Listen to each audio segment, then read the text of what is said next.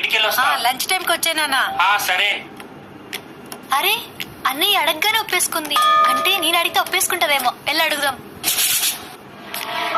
అమ్మా నేను ఫ్రెండ్స్ కాడికి వెళ్తున్నా, బాయ్. ఆగవే, ఎక్కడికి? ఫ్రెండ్స్ దగ్గరికి. దేనికి? అంటే ఇంట్లో ఖాళీగా ఉన్నా కదా, ఆడుకుందామని.